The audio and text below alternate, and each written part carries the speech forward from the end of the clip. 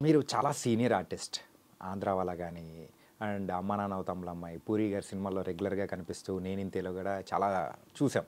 So, ఎక్కడి నుంచి మొదలైంది ప్రయాణం అనేది? ఎప్పుడు మొదలైంది? నాన్న బహుశా నాకక్కడ 12, 11 ఏళ్ళో ఉంటాయనుకుంటా. అప్పుడు రామారావు గారు, పెద్ద రామారావు గారు హీరోయిన్ కావాలని వేశారు. సినీ హెరాల్డ్ అని ఒక పత్రిక వచ్చేది మా చిన్నప్పుడు. ఇప్పుడు నాకు 63 అంటే 11 సంవత్సరాలు నాకు వయసు అప్పుడు. ఏ అయితే ఆ పత్రికలో హీరోయిన్ కావాలి, రామారావు గారి పక్కన సీతగా హైట్ ఉండాలి అన్నారు. మా క్లాస్లో నేను హైట్ ఉంటాను కనుక నేను అందంగా ఉన్నానని బ్రహ్మపడి ఫోటోలు పంపించాను. బ్రహ్మపడి? ఎందుకు ఈ పదం? ఎందుకు ఈ పదం అంటే సన్నగా పిలకలా 2 జళ్ళు, ఊచల్లా 2 చేతులు, ఎన్టీఆర్ గారి పక్కన బక్కగా ఉండేదాన్ని అనమాట. ఆ ఫోటోలు తీసి చాలా కాన్ఫిడెంట్గా పంపించా. ఓకే, సరే సెలెక్ట్ కాలేదు, సంగీత గారిని సెలెక్ట్ చేసుకున్నారు.